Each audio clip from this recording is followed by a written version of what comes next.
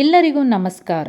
ಏಳಿ ಎದ್ದೇಳಿ, ಗುರಿ ಮುಟ್ಟುವವರೆಗೂ ನಿಲ್ಲದಿರಿ ಎಂಬ ಘೋಷಣೆಯನ್ನು ಭಾರತದ ಯುವಜನತೆಗೆ ಕೊಟ್ಟ ವೀರ ಸನ್ಯಾಸಿಯಾದಂತಹ ಸ್ವಾಮಿ ವಿವೇಕಾನಂದರವರ ಕಥೆಯನ್ನು ನಾನು ನಿಮಗೆ ಹೇಳ್ತಾ ಇದ್ದೀನಿ. ಸ್ವಾಮಿ ವಿವೇಕಾನಂದರವರನ್ನು ನರೇಂದ್ರ ಅಂತಲೂ ಸಹ ಕರಿತಾ ಇದ್ದರು. ಅಂದರೆ ನರೇಂದ್ರ ಅಂತಕ್ಕಂಥದ್ದು ಅವರ ಮೂಲ ಹೆಸರು. ಅವರ ತಂದೆ ತಾಯಿಯವರಿಗೆ ನರೇಂದ್ರ ಅಂತ ಹೆಸರಿಟ್ಟಿದ್ರು. ಒಮ್ಮೆ ನರೇಂದ್ರ ಅವರು ಕಾಶಿ ಪಟ್ಟಣಕ್ಕೆ ಹೋಗಿರ್ತಾರೆ. ರಸ್ತೆಯಲ್ಲಿ ನಡ್ಕೊಂಡು ಹೋಗುವಾಗ ರಸ್ತೆ ತುಂಬ ಕೋತಿಗಳಿರ್ತವೆ. ಅದರಲ್ಲಿ ತುಂಬ ಕ್ರೂರ ಸ್ವಭಾವದ ಒಂದು ಕೋತಿ ನರೇಂದ್ರ ಅವರನ್ನು ಅಟ್ಟಿಸ್ಕೊಂಬರುತ್ತೆ. ಗಾಬರಿಯಿಂದ ಅವರು ಓಡಲಿಕ್ಕೆ ಸ್ಟಾರ್ಟ್ ಮಾಡ್ತಾರೆ.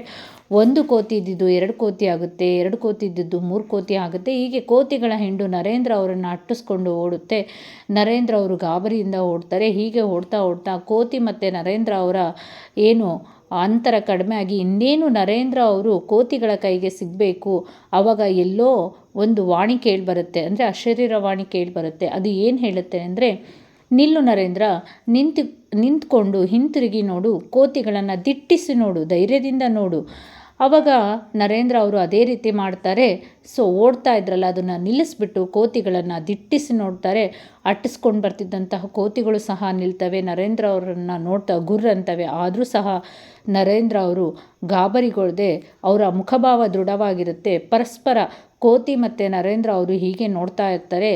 ಕೆಲವು ನಿಮಿಷಗಳ ಕಾಲ ನೋಡಿದ ತಕ್ಷಣ ಕೋತಿಗಳು ಏನು ಮಾಡ್ತವೆ ಅಂದರೆ ಒಂದೊಂದಾಗಿ ದೂರ ಸರಿತಾ ಹಿಂದೆ ಹೋಗ್ತವೆ.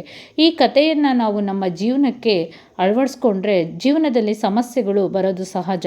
ಅದಕ್ಕೆ ನಾವು ಹೆದರಿ ಏನೋ ಆಗ್ಬಿಡುತ್ತೆ ಅಂತ ಭಯಪಟ್ಕೊಂಡ್ರೆ ಏನೋ ಆಗುತ್ತೆ. ಏನೂ ಆಗಲ್ಲ ಅಂತ ಹೇಳಿ ನಾವು ಧೈರ್ಯವಾಗಿ ನಿಂತಾಗ ಆ ಸಮಸ್ಯೆಗಳಿಗೆ ಪರಿಹಾರ ಸಿಗುತ್ತೆ. ಹಾಗೆ ನಾವು ನಮ್ಮ ಜೀವನದ ಯಾವ ಸಮಸ್ಯೆಗಳಿಗೂ ಸಹ ಓಡಿ ಹೋಗದೆ ದೃಢವಾಗಿ ನಿಂತುಬಿಟ್ಟು ಆ ಸಮಸ್ಯೆಗಳು ಕರಗಿ ಹೋಗೋ ರೀತಿ ನಾವು ಧೈರ್ಯದಿಂದ ಎಲ್ಲವನ್ನ ಎದುರಿಸಬೇಕು ಅಂತಕ್ಕಂಥದ್ದು ಈ ಕಥೆಯ ನೀತಿ. ಧನ್ಯವಾದಗಳು.